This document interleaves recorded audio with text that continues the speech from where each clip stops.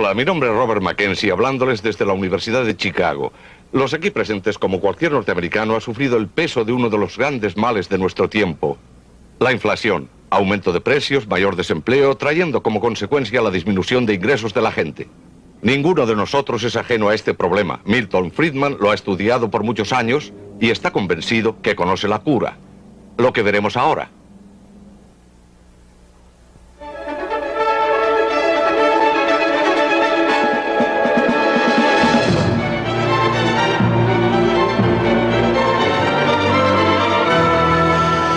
Libre para elegir.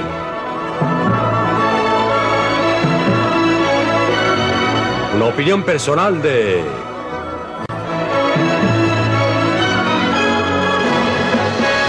Milton Friedman.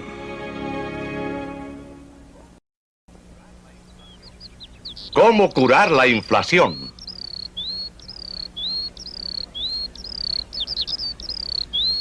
La Sierra Nevada de California, 10.000 pies sobre el nivel del mar. En invierno, las temperaturas bajan a 40 grados bajo cero. En verano, el lugar se sofoca por lo enrarecido del aire de la montaña. Y aún así, aquí se creó el pueblo de Bori. En su auge, Bori estaba lleno de prostitutas, borrachos y jugadores. Parte de la colorida historia del oeste norteamericano.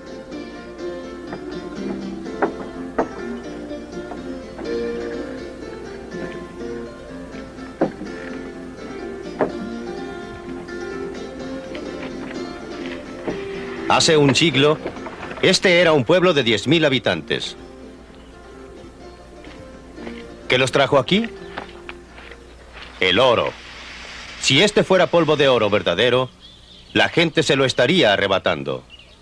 Una serie de descubrimientos de oro a través del oeste trajo aquí a gente de todo el mundo, a toda clase de gente. Vinieron aquí solamente con un solo propósito: enriquecerse pronto, rápidamente, pero mientras tanto edificaron ciudades, pueblos, en lugares donde nadie habría pensado edificar una ciudad bajo otras circunstancias. El oro edificó estas ciudades. Y cuando el oro se agotó, las ciudades se derrumbaron, se convirtieron en ciudades fantasma. Mucha de la gente que vino aquí acabó en la misma forma que comenzó, quebrada e infeliz. Pero muchos se enriquecieron. Para ellos, el oro fue una riqueza efectiva. ¿Pero lo fue para el mundo en conjunto? La gente no podía comer el oro. No podía usar el oro, no podía vivir en casas hechas de oro. Como existía el oro, tenían que pagar un poco más de oro para comprar bienes y servicios. El precio de las cosas subió en términos de oro. Todo subió a un costo tremendo, sacrificando vidas. La gente extrajo el oro de las entrañas de la tierra. ¿Qué sucedió con ese oro? Eventualmente, y por último, fue transportado a lugares distantes solo para ser nuevamente enterrado en el suelo. Esta vez, en las bóvedas de los bancos, a través de todo el mundo. Casi no existe cosa que no haya sido usada en vez de dinero. Sal de roca en Etiopía. Anillos de bronce en África Occidental. Conchas de porcelana en Uganda. Aún un cañón de juguete. Cualquier cosa puede usarse como dinero. Dinero de cocodrilo en Malasia. Absurdo, ¿no es verdad? La minoría de la población que aún fuma puede reconocer estas plantas como la materia prima para la fabricación de sus cigarrillos. Pero en los primeros días de las colonias, mucho antes de que se establecieran los Estados Unidos, esto era dinero. Era el dinero ordinario en Virginia, Maryland y las Carolinas. Era usado para toda clase de cosas. La legislatura votó que podía usarse legalmente para pagar impuestos. Se usaba para comprar comida, ropa y viviendas. En realidad, una de las cosas más interesantes era ver a los fuertes muchachos de esa época acarrear 50 kilos de tabaco a los muelles para pagar los costos del pasaje de las hermosas señoritas que habían venido desde Inglaterra para ser sus novias. Y ya usted sabe bien cómo es el dinero. Tiene tendencias a crecer, a que se reproduzca más y más, y eso fue lo que ocurrió con este tabaco. A medida que se producía más tabaco, había más dinero, y como siempre que hay más dinero, suben los precios y la inflación. La realidad al final del proceso, los precios subieron 40 veces en términos del tabaco. Con relación al inicio del proceso, y como ocurre siempre que hay inflación, la gente reclamó: Y como siempre, la legislatura trató de hacer algo, y como siempre, con muy poco éxito. Así que prohibió a cierta clase de gente plantar tabaco. Trató de reducir la cantidad total plantada de tabaco y exigió a la gente que destruyera parte de su tabaco. Pero no resultó. Finalmente, mucha gente actuó por su cuenta y se dedicó a destruir los campos tabacaleros de otros. Eso fue demasiado y promulgaron una ley que hacía que fuera una ofensa capital, penable por la muerte, destruir el tabaco de otra persona. La ley de Gresham, una de las leyes económicas más antiguas, estaba bien ilustrada. Esa ley expresa que el dinero barato echa fuera el dinero caro y así sucedió con el tabaco. Cualquiera que tenía una deuda que pagar, por supuesto que trató de pagarla con el tabaco de peor calidad que tenía. Ahorró el tabaco bueno para venderlo en ultramar por moneda dura. El resultado fue que la moneda mala reemplazó a la moneda buena. Finalmente, casi un siglo después de que empezaran a usar el tabaco como moneda, establecieron bodegas en que el tabaco era depositado en barriles, certificado por un inspector de acuerdo con su opinión respecto a su calidad y cantidad. Y se emitían certificados que la gente se entregaba entre sí para pagar las cuentas que se acumulaban.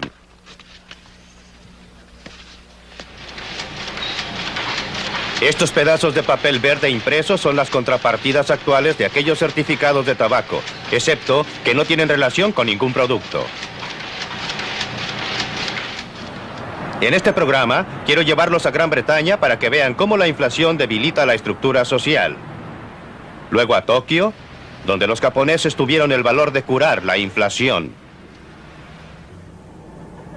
A Berlín, donde hay una lección que debemos aprender de los alemanes occidentales sobre en qué forma las llamadas curas son a veces peores que la enfermedad.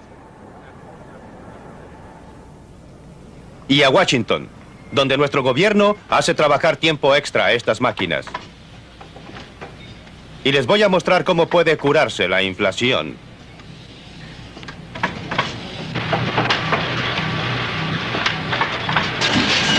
La realidad es que la mayoría de la gente disfruta de las primeras etapas del proceso inflacionario. Gran Bretaña, en la vibrante década de 1960, había mucho dinero. Los negocios estaban activos, eran numerosos. Y los precios todavía no se habían disparado. Todos parecían felices al comienzo.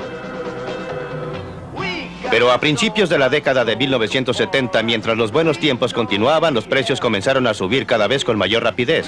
Pronto, algunas de estas personas van a perder sus empleos. La fiesta estaba a punto de terminar.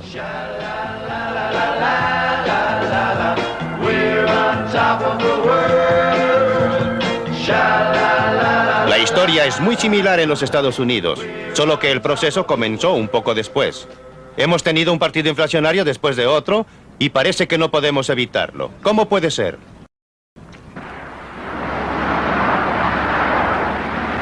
Antes de cada elección les gustaría a nuestros representantes que pensáramos que vamos a obtener una rebaja de impuestos. Y son capaces de hacerlo. Pero al mismo tiempo subiendo nuestros impuestos con un poco de magia que tienen en su caja de herramientas. Esa magia es la inflación. Ellos reducen las tasas impositivas, pero los impuestos que tenemos que pagar suben porque automáticamente son empujados a escalas más altas por la inflación efectiva. Un truco hábil. Tributación sin representación. Mientras más trabajo, parece que más me quitan. Sé que si trabajo 1 o 2 días extra, lo que sacan solo en impuesto a la renta federal es casi el doble, porque aparentemente lo coloca usted en una escala superior de impuesto y le quita más.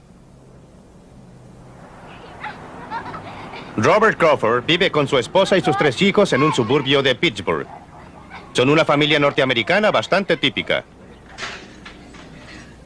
No azotes la puerta, Daphne. Muy bien. Muy ¿Qué bien. estás haciendo? Preparo tu platillo favorito.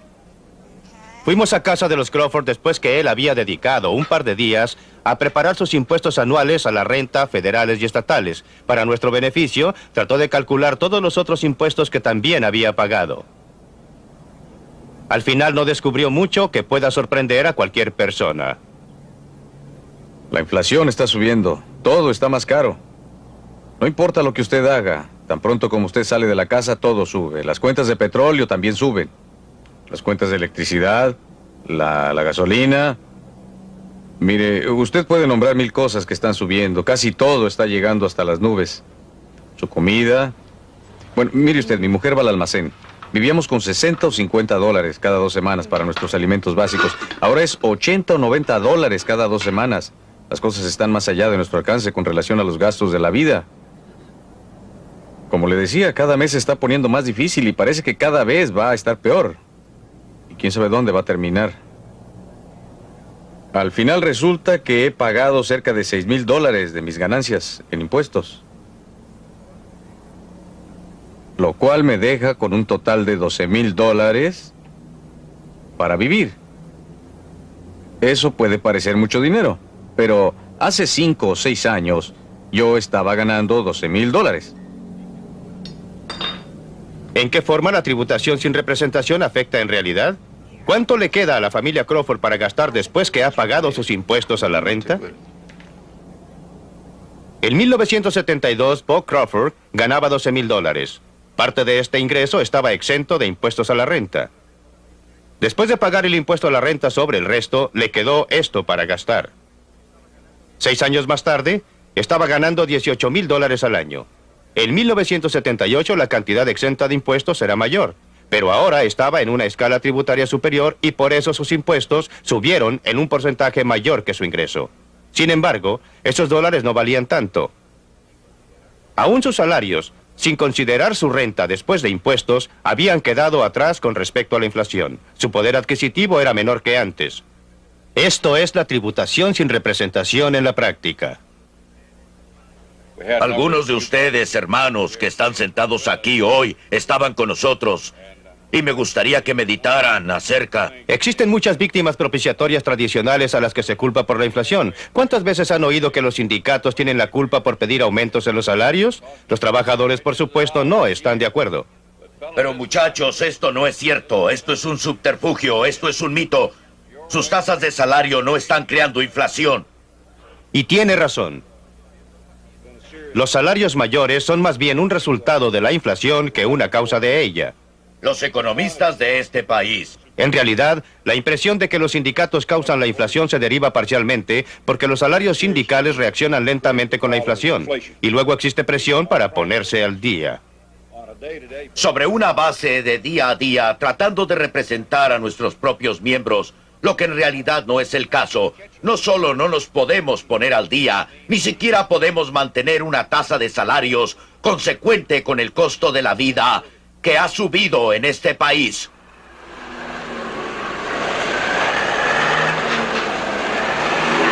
Otra víctima propiciatoria de la inflación es el costo de las mercaderías que vienen del exterior. La inflación, se nos dice, es importada. Mayores precios en el exterior suben los precios en casa.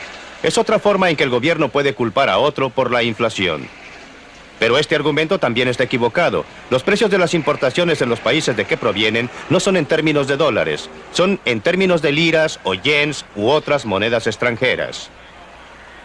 Lo que ocurre a los precios en dólares depende de los tipos de cambio que a su vez reflejan la inflación en los Estados Unidos. A partir de 1973, algunos gobiernos han tenido una estupenda excusa culpando a los árabes de la inflación. Pero si los altos precios del petróleo fueran la causa de la inflación, ¿cómo es que la inflación ha sido inferior aquí en Alemania? Un país que debe importar cada gota de petróleo y gasolina que usa en los caminos y en la industria, que por ejemplo, en los Estados Unidos que produce la mitad de su propio petróleo.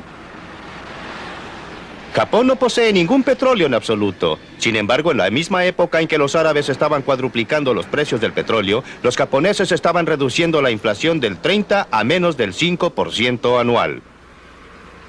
La falacia es confundir los precios en particular, como el precio del petróleo con los precios en general. En casa, el presidente Nixon lo comprendió diciendo: aquí está lo que no haré. No conduciré a esta nación a lo largo del camino de controles de salarios y precios, sin importar lo políticamente provechoso que pueda parecer. Los controles y el racionamiento pueden parecer un camino fácil, pero en realidad son un medio fácil para mayores problemas, como la explosión que se produce cuando usted trata de poner una tapa a una corriente de vapor que sube sin bajar el fuego bajo la olla. Los controles de salarios y precios solo posponen un día el ajuste de cuentas y al hacerlo, privan a cada americano de una parte muy importante de su libertad. Pero escuche esto. Ha llegado el momento para una acción decisiva. La acción que quebrará el círculo vicioso de precios y costos en espiral. Hoy día estoy ordenando un congelamiento de todos los precios y salarios a través de los Estados Unidos por un periodo de 90 días. Además, solicito a las corporaciones que extiendan la congelación de salarios y precios a todos los dividendos. Muchos líderes políticos se han visto tentados para recurrir a controles de salarios y precios, a pesar de su repetido fracaso en la práctica. Nunca parecen aprender respecto a esta materia, pero pueden aprenderse algunas lecciones, como lo que ocurrió al primer ministro británico James Callaghan, quien finalmente descubrió que el mito económico era muy diferente, que estaba equivocado. E informó al respecto a la conferencia del Partido Laborista en 1976. Pensábamos que se puede salir de una recesión gastando y aumentando el empleo, reduciendo los impuestos y aumentando los gastos gubernamentales. Les digo con todo candor que esa opción no existe. Solo funcionó en cada ocasión a partir de la guerra, inyectando una mayor dosis de inflación a la economía, seguida por un mayor nivel de desempleo como el siguiente paso. Esa es la historia de los últimos 20 años. Pero una cosa es decirlo. Un motivo por que la inflación hace tanto daño es porque afecta a grupos diferentes en diferente forma. Algunos se benefician y por supuesto lo atribuyen a su propia habilidad. Algunos sufren y por supuesto lo atribuyen a las malas acciones de otra gente y a todas las medidas que adopte el gobierno, especialmente controles de salarios y precios. Los recolectores de basura en Londres se sintieron justamente agraviados porque no se había permitido que sus salarios se mantuvieran de acuerdo con el costo de la vida. Iniciaron una huelga, afectando no a la gente que impuso los controles, sino a sus amigos y vecinos que tuvieron que vivir con montones crecientes de basura infestada de ratones. Los trabajadores de hospital se sentían justificadamente agraviados porque no se había permitido que sus salarios se mantuvieran de acuerdo con el costo de la vida. E hicieron la huelga, dañando no a la gente que impuso el control, pero a los pacientes cancerosos que fueron echados de los hospitales. Los trabajadores actuaron como un grupo en una forma en que jamás habrían actuado como individuos. Un grupo se opone a otro grupo. Y se rompe la trama social produciendo cicatrices que demorarán varias décadas en curarse. Y todo sin ningún sentido, pues los controles de salarios y precios, lejos de ser una cura de la inflación, solo consiguen que ésta empeore. En la historia de nuestros líderes políticos hay un ejemplo vívido de cómo la ruina económica puede agrandarse por esos controles. Y una demostración clásica de qué hacer cuando suceda. Alemania 1945, un país devastado, una nación derrotada en la guerra. El nuevo cuerpo gubernativo era la Comisión de Control Aliada, representando a los Estados Unidos, Gran Bretaña, Francia y la Unión Soviética. Impusieron controles estrictos sobre prácticamente cada aspecto de la vida, incluyendo salarios y precios. Junto con los efectos de la guerra, los resultados fueron trágicos. El orden económico básico del país comenzó a desmoronarse. El dinero perdió su valor y la gente volvió al trueque primitivo. Usaron cámaras, plumas de escribir, whisky o cigarrillos como dinero. Esto fue hace menos de 40 años.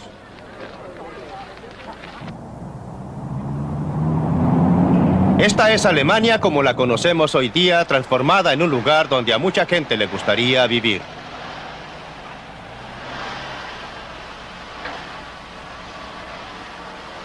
¿Cómo lograron su recuperación milagrosa? ¿Qué sabían ellos que nosotros desconocemos? Una mañana temprano de domingo, era el 20 de junio de 1948, el ministro de Economía alemán, Ludwig Erhard, un economista profesional, simultáneamente introdujo una nueva moneda, el marco alemán de hoy día, y de un golpe eliminó casi todos los controles de precios y salarios.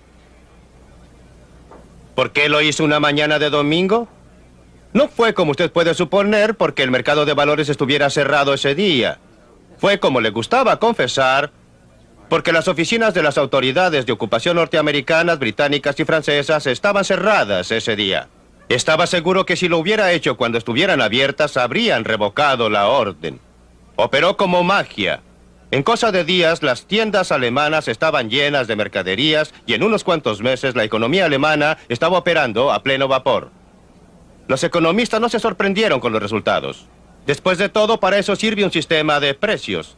Pero para el resto del mundo, pareció como un milagro económico que un país derrotado y devastado pudiera, en solo poco más de una década, convertirse en la economía más fuerte del continente europeo.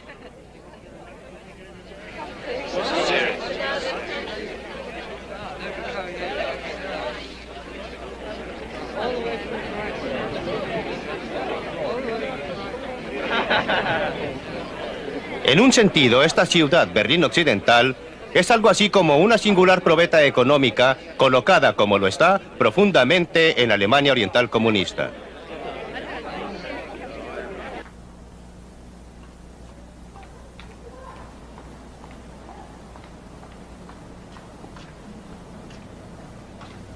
Dos sistemas económicos fundamentalmente diferentes chocan aquí en Europa, el nuestro y el de ellos, separados por filosofías políticas, definiciones de libertad y una pared de acero y concreto.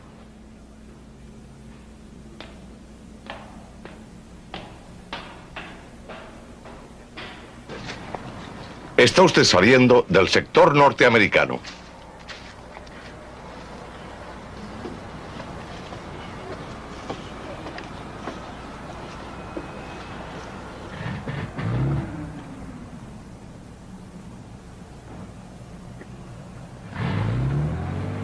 Desviándonos de la inflación, la libertad económica no está sola. Es parte de un orden más amplio. Quería mostrarles cuánta diferencia existe dejándoles ver cómo vive la gente al otro lado de ese muro de Berlín. Pero las autoridades de Alemania Oriental no lo permiten. La gente que vive del otro lado tiene la misma cultura y tiene los mismos antepasados. Son la misma gente. Pero ustedes no necesitan que yo les diga cuán diferentemente viven. Hay una explicación muy simple. El sistema político de allá no puede tolerar la libertad económica. El sistema político de acá no puede existir sin ella. Pero la libertad política no puede conservarse a menos que se mantenga frenada a la inflación. Esa es la responsabilidad del gobierno, que tiene un monopolio en lugares como este. El motivo de que tengamos inflación en los Estados Unidos o en cualquier otra parte del mundo es porque estos pedazos de papel y las entradas contables correspondientes o sus contrapartidas en otras naciones están creciendo con mayor rapidez que la cantidad de bienes y servicios producidos. La verdad es que la inflación es creada en un lugar y solo en un lugar, aquí en Washington. Este es el único lugar donde existen prensas como esta que emiten estos pedazos de papel llamados dinero. Aquí reside el poder para determinar cuán rápidamente aumentará la cantidad de dinero en circulación.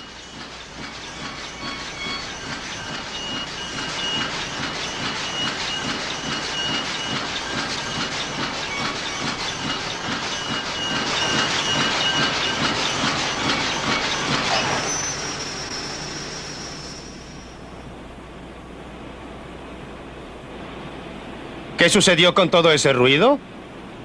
Eso es lo que ocurriría con la inflación si no dejáramos que la cantidad de dinero creciera tan rápidamente. Esta no es una idea nueva, no es una cura nueva, no es un problema nuevo, ha sucedido una y otra vez en la historia. A veces la inflación ha sido curada en esta forma, a propósito. A veces ha ocurrido por accidente. Durante la Guerra Civil, el norte, que entró tarde a la contienda, se apoderó de un lugar en el sur que era donde estaban instaladas las prensas impresoras, que era donde se emitían estos pedazos de papel. Antes de eso, el sur había tenido una inflación muy rápida. Si mi memoria no falla, algo así como un 4% mensual. La Confederación tardó un poco más de 2 semanas en encontrar un lugar donde pudiera instalar sus prensas y hacerlas funcionar nuevamente. Durante ese periodo de 2 semanas, la inflación se detuvo. Después del periodo de 2 semanas, cuando las prensas nuevamente comenzaron a funcionar, la inflación recomenzó.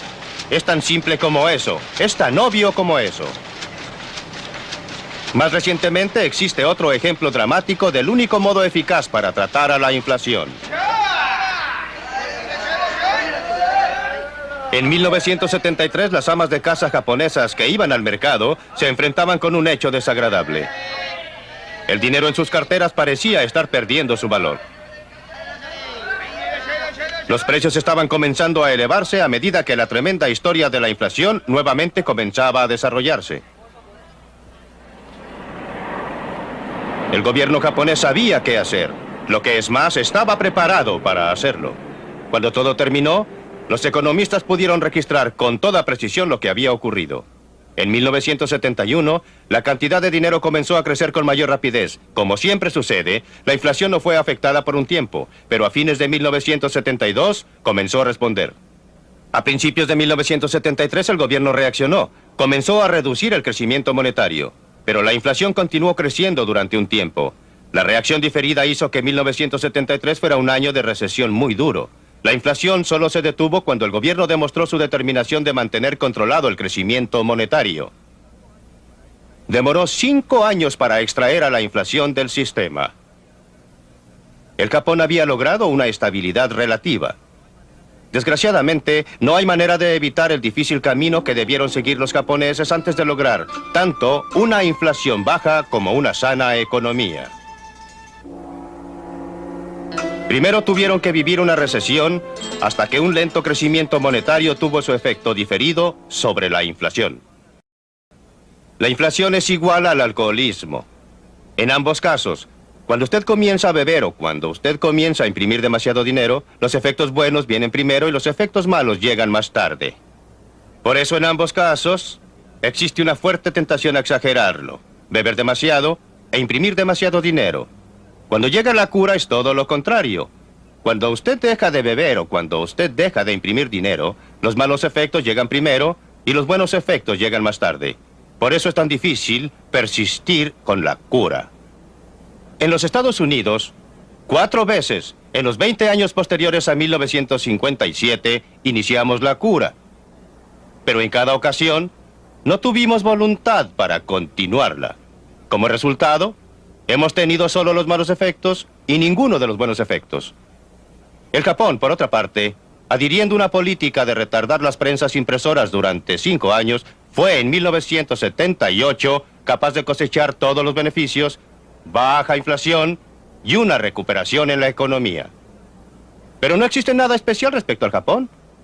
Cada país que tenga el valor de persistir en una política de crecimiento monetario lento ha sido capaz de curar la inflación y al mismo tiempo de lograr una economía que sea sana.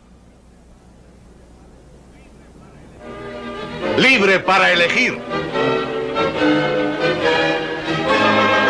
Aquí, en la Biblioteca Harper de la Universidad de Chicago, nuestras distinguidas... Si usted puede controlar el suministro de dinero, ciertamente puede reducir y controlar la tasa de inflación. Yo diría que es un poco más fácil escribir la receta que cumplirla. Creo que existen algunos otros medios de hacerlo y relacionaría el abastecimiento de dinero porque la inflación está relacionada con el dinero y los bienes y servicios que debe cubrir el dinero. Y si usted puede estimular los bienes en la producción de bienes y servicios, eso ayuda. Es un poco más difícil controlar el abastecimiento de dinero, aunque yo creo que eso puede lograrse.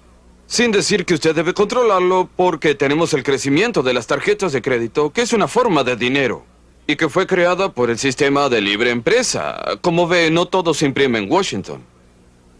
Puede parecer demasiado a la defensiva. Creo que usted tiene razón al decir que la base de la inflación está en Washington, Milton. Señor Martin, nadie ha soportado más ataques que usted en 17 años como jefe del Banco de Reserva. ¿Podría comentarlo para luego seguir con el grupo? Querrá decir 19 años. No estaría aquí si no fuera por Milton Friedman porque él nos visitaba y nos aconsejaba de tiempo en tiempo. ¿Nunca siguió mis consejos? Les advierto que va a ser entrevista más adelante. Estoy bastante contento de no haber seguido sus consejos. Todo el tiempo. En sus 19 años como presidente del Banco de la Reserva Federal, Bill, El crecimiento promedio en el abastecimiento de dinero fue del 3,1% anual. La tasa de inflación fue del 2,2%. Después que usted se fue, el abastecimiento de dinero se ha duplicado. La tasa promedio de inflación es superior al 7% y, por supuesto, en tiempos recientes, el abastecimiento de dinero ha estado creciendo en 2 dígitos, lo mismo que nuestra tasa de inflación.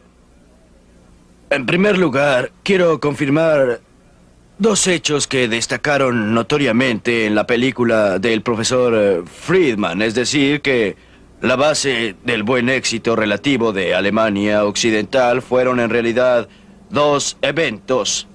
Uno, el establecimiento de una moneda nueva y sólida que tratamos de mantener sana a continuación. Y en segundo lugar, el salto de la noche a la mañana a una economía de mercado libre sin ningún control de precios y salarios. Esos son los 2 hechos fundamentales. Hemos tratado de conservar la estabilidad monetaria simplemente tratando de seguir esta receta del profesor Friedman, es decir, la disciplina monetaria, manteniendo el crecimiento monetario relativamente moderado. Sin embargo, debo decirles que no es tan fácil como parece.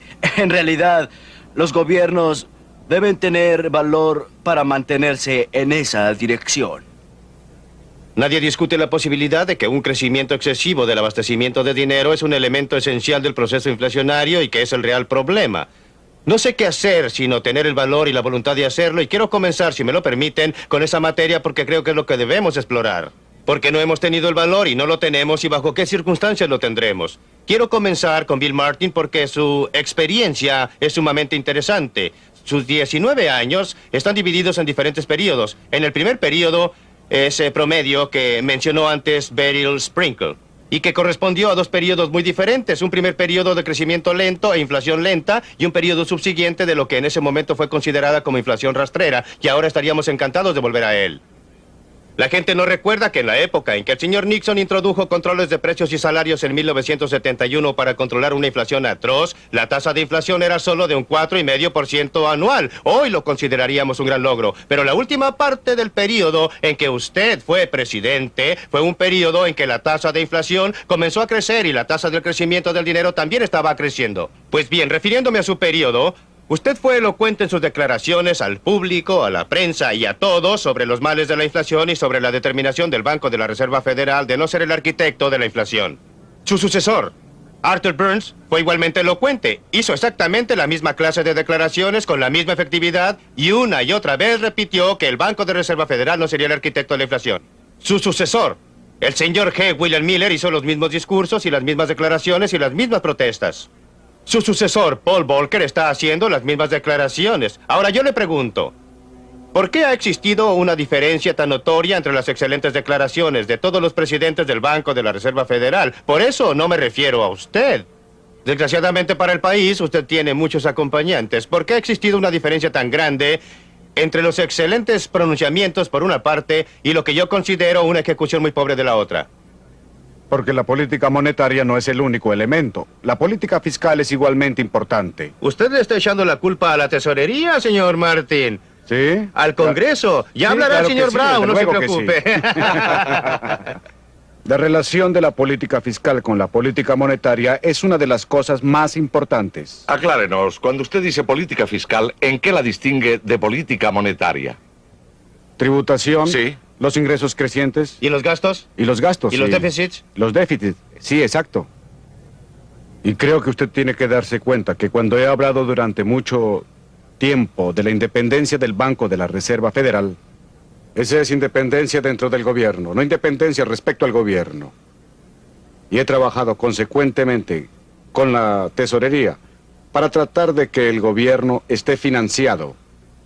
Ahora esto nos lleva de vuelta a los gastos. El gobierno dice que va a gastar una cierta suma y luego resulta que no gasta esa misma cantidad. Se duplica. El trabajo del Banco de Reserva Federal no es correr con los gastos del gobierno ni con los impuestos gubernamentales. El trabajo del banco es controlar el abastecimiento de dinero. Y francamente creo, y como usted sabe, siempre he creído que esas son disculpas y no razones para la ejecución de... Bien, en esto usted y yo estamos en desacuerdo porque creo que seríamos irresponsables si no tomáramos en cuenta las necesidades y lo que el gobierno está diciendo y haciendo. Creo que si actuáramos independientemente y responsablemente. Lo digo porque estuve en la tesorería antes de llegar al banco. Sí, lo sé. De la Reserva Federal y conozco la otra cara del cuadro. Creo que seríamos condenados.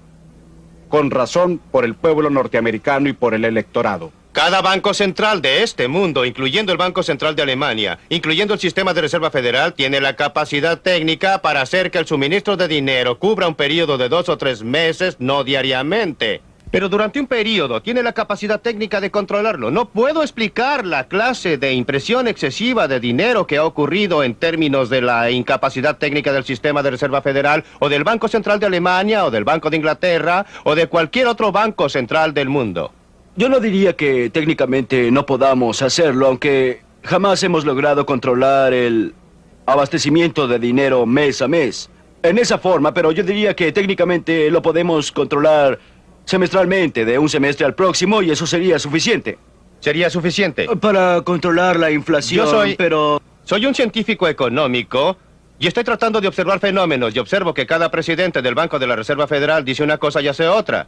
No quiero decir él, sino el sistema. Sí, cuán diferente es la situación en Alemania. Hemos oído este problema de que los gobiernos se comprometen a gastar y el Banco de Reserva Federal en una forma u otra se adapta a ello. Ahora, ¿cuál es su posición en este problema?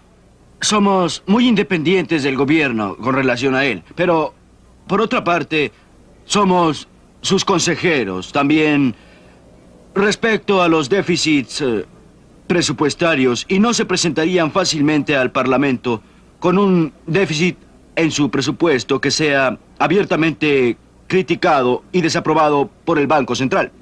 ¿Por qué? Porque existe una tradición en nuestro país que podemos criticar públicamente al gobierno a este respecto. Y en segundo lugar, y también ha ocurrido en nuestro caso, si el gobierno va más allá de lo que es tolerable considerando el equilibrio total, debemos dejar que se refleje en el mercado de capitales para poder decir que han hecho subir las tasas de interés, lo que ha producido críticas del público, y eso ha tenido algún efecto en su actitud. Creo que el doctor Eminger ha probado un punto muy importante. Porque no existe en absoluto una relación entre los déficits gubernamentales y lo que ocurre al abastecimiento de dinero.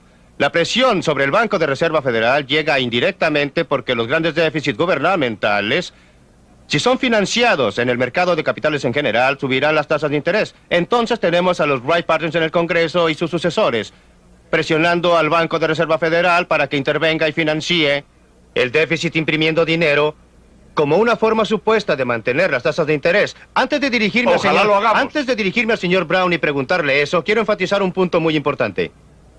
El Banco de la Reserva, para tratar de mantener las tasas de interés, nos ha colocado en una posición en que tenemos las mayores tasas de interés en la historia. Es otro ejemplo de la diferencia entre las intenciones anunciadas de una política y sus resultados efectivos. Pero ahora quiero dirigirme a Clarence Brown y preguntarle, acosarlo y colocarlo en una silla caliente por un rato. Los gastos gubernamentales han estado subiendo rápidamente con la administración republicana o demócrata. Este no es un asunto de partidos, no importa. Los déficits gubernamentales han estado subiendo rápidamente con la administración republicana o la demócrata. ¿Por qué tenemos aquí nuevamente una diferencia entre los pronunciamientos y la ejecución? No existe ningún diputado ni ningún senador quien diga estoy a favor de la inflación. No existe ninguno que diga estoy a favor de grandes déficits. Todos dirán que quieren equilibrar el presupuesto y restringir los gastos, que quieren un gobierno económico. ¿Cómo explica la diferencia entre ejecución y charlas de parte del Congreso? Primero creo que debemos dejar establecido un punto. No estoy tanto con el gobierno como estoy contra él. Y como sabes, soy un miembro minoritario del Congreso. Quisiera decirle que personalmente esto no va dirigido a usted. Entiendo, por supuesto. Ahora déjeme decirle que, aunque los gobiernos, como usted ha mencionado, han sido gobiernos republicanos y demócratas, y han sido ambos responsables por los aumentos en los gastos. Y por lo menos en términos de sus recomendaciones, es el Congreso y solo el Congreso quien asigna los fondos y determina los impuestos. El presidente no tiene autoridad para hacerlo y por eso debemos hacer responsable de todo al Congreso. Yo creo que tenemos que aceptar que es más entretenido regalar cosas que retenerlas y por este motivo el Congreso responde A una petición general que dice: quiero que usted elimine el programa de todos, menos aquel en que estoy especialmente interesado. Ahorra dinero, pero mi esposa está a cargo de los orfelinatos, así es que tratemos de ayudar a los orfelinatos o lo que sea. Déjeme tratar de probar un punto, si puedo, respecto a lo que creo que es una nueva tendencia que se está produciendo en el Congreso. Y es que la inflación, como mal nacional, está comenzando a tener un impacto en la psicología política de muchos norteamericanos. Los alemanes, los japoneses y otros tuvieron esta terrible inflación posterior a la guerra. Y los alemanes la han sufrido 2 veces, después de la Primera y Segunda Guerra Mundial. Y es parte de su psicosis nacional, pero nosotros estamos afectados por la depresión. Toda nuestra estructura tributaria está basada en la depresión. La idea de la estructura tributaria en el pasado ha sido sacar el dinero debajo del colchón, donde se colocó después de que los bancos fallaron en este país y se perdieron los empleos, y sacarlo de la caja de lata enterrada en el jardín. Sacarlo de allí y ponerlo en circulación, moverlo, hacer que las cosas marchen, y una de las formas de hacerlo fue estimulando la inflación. Porque si lo guardan, el dinero se depreciará, y la otra forma fue quitárselo a la gente por los impuestos y dejar que el gobierno lo gaste. Pero existe una reacción contra esto. Y la gente está comenzando a decir: no estamos sufriendo tanto como sucedía con la depresión, ahora estamos sufriendo la inflación. Y nos gustaría que la controlara. Eso se puede hacer en otra forma y sin reducir radicalmente el suministro del dinero. Pero creo que el Comité Económico Conjunto ha recomendado que lo hagamos gradualmente.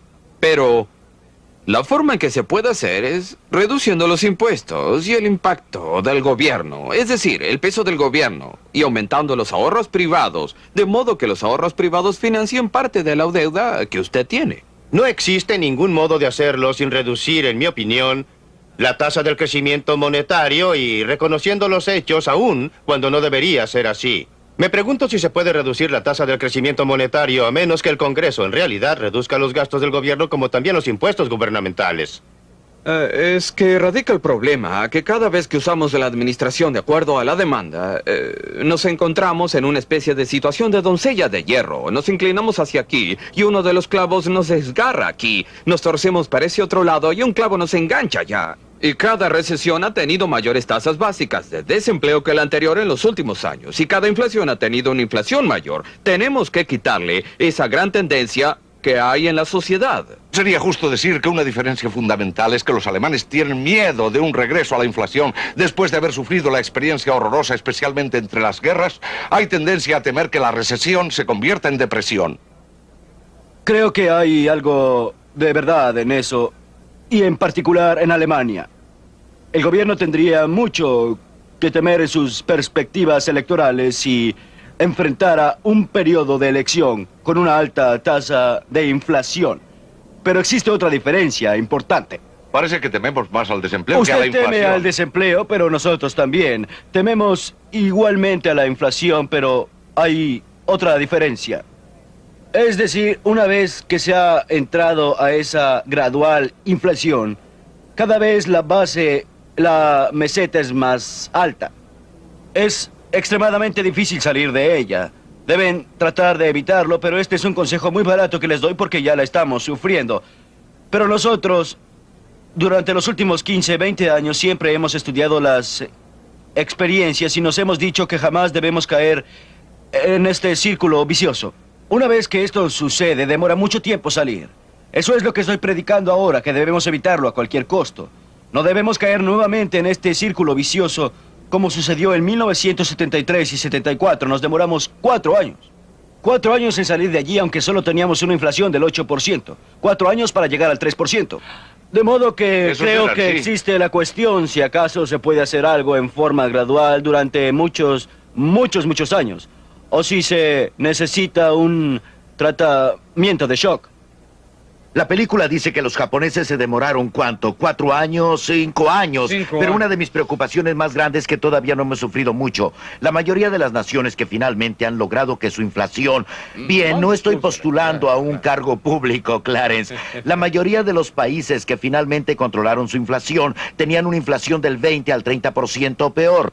En Alemania fue mucho peor. Y el público lo apoyó. Vivimos en una democracia. Y tenemos grupos de electores que ganan con la inflación. Observe a la gente que es dueña de bienes raíces, les ha ido muy bien. ¿Sí? ¿Y sabe cómo podremos lograrlo sin sufrir aún más? Dudo mucho que tengamos buen éxito. La pregunta es, ¿quiénes son los electores que se han beneficiado más con la inflación? No hay duda, son los dueños de las casas, pero también los congresistas, quienes han votado por mayores gastos sin tener que votar por mayores impuestos. En realidad, el Congreso en realidad ha votado por la inflación. Pero nunca ha quedado registrado este hecho de ningún congresista. Los empleados civiles del gobierno son quienes tienen sus propios sueldos clasificados y esto está relacionado con la inflación. Tienen un beneficio de jubilación, una pensión de jubilación relacionada con la inflación. Una gran parte de ellos también tiene derecho a la seguridad social que está ligada a la inflación. De modo que los beneficia. Los contratos laborales que están clasificados y muchos de los precios que están ligados pero a la ella. única cosa que está ligada a la inflación, y aquí quiero volver atrás y preguntar por qué el Congreso ha sido tan malo en esta área, son nuestros impuestos. Ha sido imposible lograr que el Congreso coloque un índice al sistema tributario de modo que no tenga el presente efecto. En cada 1% de aumento, la inflación empuja a la gente a tramos superiores y la fuerza a pagar mayores impuestos. Sí, ¿Cómo ya usted lo sabe? sé. Estoy a favor de... Algunos países lo hacen, sí, por claro. supuesto. Canadá lo hace, coloca un Yo índice. fui a Canadá para un programa de seminario de fin de semana sobre poner índices y volví convertido en su adepto. Porque descubrí que la gente que está encantada con esto son los contribuyentes. Y Claro. porque a medida que sube la tasa de inflación, su nivel de impuestos se mantiene al mismo nivel o baja. La gente que está más descontenta con ello es la gente que tiene que planificar los gastos del gobierno, porque está reduciendo la cantidad de dinero del gobierno más que verlo subir en 10 o 12 mil millones. Se obtiene un pequeño dividendo que gastar en este país. Los burócratas lo hacen todos los años. Pero a ellos tampoco les gusta, como indica el doctor Friedman, porque usted ve, los políticos no alcanzan a votar por una reducción de impuestos. Puesto que sucede automáticamente, Sí, claro, yo y de quisiera modo que que- no se puede ir en forma digna a decir a sus electores, estoy a favor de ustedes, voté por una reducción de impuestos. Y creo que debemos colocar un índice al sistema tributario para que la reducción sea automática, preferible a lo que ha ocurrido anteriormente, un aumento automático en los impuestos. Y los políticos que dicen, bien, sentimos mucho la inflación, pero... Tiene razón, pero quiero probar un punto diferente. Estoy sentado aquí y los critico a ustedes como funcionarios gubernamentales. Pero comprendo muy bien que los verdaderos culpables no son los políticos y no son los banqueros de los bancos centrales, sino que soy yo y mis conciudadanos. Siempre digo cuando hablo de esto, si quiere saber quién es el responsable de la inflación, mírese en un espejo. No es por la forma en que usted gasta su dinero. La inflación no se produce porque existan consumidores que sean derrochadores. Eso siempre han existido. No se produce porque tengamos hombres de negocios que sean codiciosos. Siempre los ha habido. La inflación se produce porque nosotros, como ciudadanos, hemos estado pidiéndoles a ustedes como políticos que ejecuten una tarea imposible. Les hemos pedido que gasten el dinero de otros en nosotros, pero que no gasten nuestro dinero en otras personas. No querrá que nosotros reduzcamos esos dólares para la Correcto. educación, ¿eh? Por consiguiente, no es así, no. Ya tuvimos un programa al respecto. Tuvimos un programa al respecto y no existe ningún observador de estos programas que tenga dudas con relación a mi posición en eso. Pero el público lo ignora. Y así llegamos a la voluntad política que el doctor Eminger discutió tan correctamente, y es que todos hablan contra la inflación. Pero lo que él quiere decir es que quiere que suban los precios de las cosas que vende y bajen los precios de las cosas que compra. Pero tarde o temprano llegaremos al punto en que sea políticamente conveniente terminar con la inflación. Este es el punto ¿Sí? que creo que usted estaba aprobando. La idea básica. ¿Cuál cree usted que tenga que ser la tasa de inflación? Y juzgada por la experiencia de otras naciones, antes de que estemos en esa posición, ¿cuándo cree usted que eso pasará? Bien. La evidencia nos dice que tiene que ser superior al 20%. Ahora bien, usted puede creer que debemos aprender de Aparentemente otros, nadie puede aprender de la pero historia. actualmente vamos hacia una inflación más alta. Usted lo dijo antes, si quiere ver quién causa la inflación, mírese al espejo. Correcto. Ahora, para todos los que observan y participan en esto, debe existir alguna moral. Dígame usted, ¿cuál debe ser el cambio de actitud del hombre al espejo que usted está viendo antes que podamos implantar efectivamente una política dura que requiera valentía? Creo que el hombre del espejo ha llegado a reconocer que la inflación es la enfermedad más destructiva conocida por la sociedad moderna. Nada destruirá. más cabal y plenamente a una sociedad que dejar que la inflación prevalezca. Debe llegarse a reconocer que no se tiene mucho de dónde elegir. No hay respuestas fáciles. Una vez que llegamos a esta situación en que la economía está enferma con esta enfermedad insidiosa, no existirá ninguna droga milagrosa que le permita curarse mañana. Las únicas alternativas son: debo sufrir un periodo durante 4 o 5 años de desempleo relativamente alto, crecimiento relativamente bajo, o trato de rechazarlo, sacando un poco más del pelo del perro que me mordió y evadirlo a costa de un desempleo aún mayor, como dijo Clarence Brown antes. La única alternativa que enfrenta este país es si tenemos un desempleo temporal por un periodo corto, como un efecto lateral de curar la inflación, o si entramos a un periodo de desempleo aún mayor más adelante y debemos repetirlo todo nuevamente. Esa es la única alternativa que tenemos, y cuando el público en general lo reconozca, elegirán personas para el Congreso y un presidente que estén comprometidos a menos gastos gubernamentales y a menor impresión de dinero de parte del gobierno. Hasta que esto ocurra, no curaremos la inflación. Doctor, déjeme diferir de usted en este sentido. Creo que es importante que durante el tiempo en que estamos tratando de eliminar la inflación de la economía, también demos al hombre de la calle, al hombre común, la oportunidad de tener un poco más de sus propios recursos para gastar.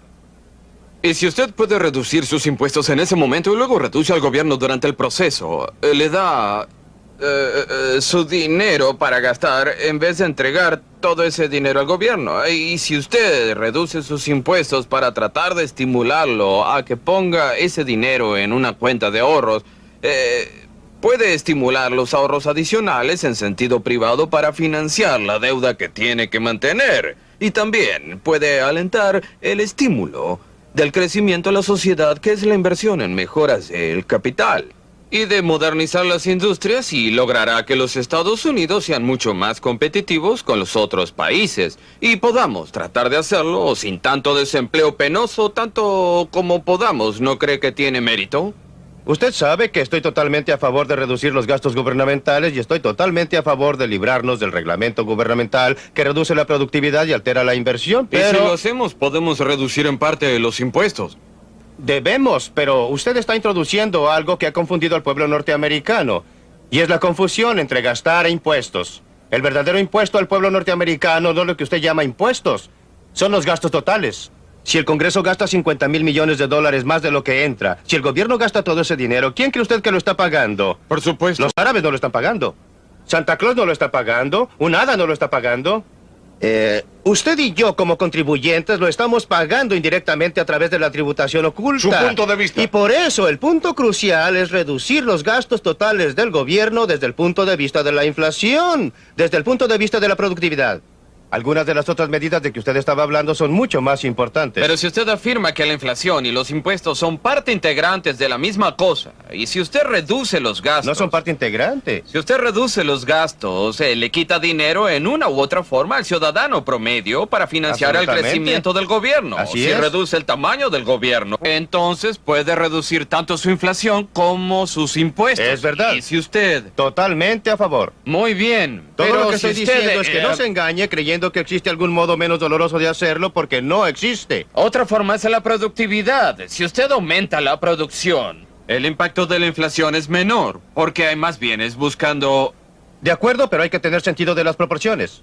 Desde el punto de vista de la renta del pueblo norteamericano, nada es más importante que aumentar la productividad, pero desde el punto de vista de la inflación, no es igual. Sería un milagro si pudiéramos aumentar nuestra productividad de 3 a 5% anualmente. Sí, eso no sucederá de la mañana a la noche, pero es parte de eliminar la inflación a largo plazo. Solo existe una forma de aliviar, en mi opinión, solo existe una forma de aliviar los dolores y curar la inflación. Y esa forma no está disponible. Consiste en hacer creer al público norteamericano que en realidad van a seguir la política que dicen que van a seguir. Desgraciadamente, no veo ningún modo de lograrlo. Ese es exactamente el punto que quiero ilustrar con nuestra propia experiencia. También tuvimos que eliminar la inflación y existió un periodo penoso de 1 año y medio. Pero después tuvimos una reducción continua en la tasa de inflación con un lento movimiento de alza en la economía a partir de 1975. Año con año, la inflación disminuyó y tuvimos una tasa de crecimiento moderado que nos ha llevado a un pleno empleo. Eso es. De modo que se puede acortar este periodo solo con esta credibilidad y también por un consenso que debe tener con los sindicatos comerciales, con toda la población, que reconozcan esa política y también participen en ella. Entonces los dolores serán menores. Usted ve que en nuestro caso las expectativas son que la inflación va a empeorar porque siempre ha sucedido así. Esto significa que debemos desanimar esas expectativas en una forma muy dolorosa, y es probable que no se demore más, por lo menos la primera vez. Pero nuestro problema real no ha sido que no hemos tratado. Hemos tratado y hemos bajado la inflación. Nuestro problema real es que no continuáramos. Y entonces hay que hacerlo Bien, todo yo de creo- nuevo. Aceptaría que la psicología tiene un papel muy grande, quizá el mayor. Pero creo en realidad que si los ahorros privados son estimulados por su sistema tributario, en vez de ser desalentados por el mismo, y se puede financiar parte de la deuda pública con ahorros privados en vez de contar con la inflación. Y el resultado será aliviar, hasta cierto punto, el dolor de ese gran desempleo que usted parece sugerir que es la única forma de poder tratar el problema. La charla está bien, pero el problema es que es usada para evadir el punto clave. ¿Cómo convencer al público que en realidad va a mantener una política? Lo hemos intentado 4 veces y 4 veces nos hemos detenido antes de terminar la carrera. Doctor Friedman. Hasta aquí esta noche, y no se pierdan el último programa de esta serie la próxima semana. Desde la Biblioteca Harper, adiós.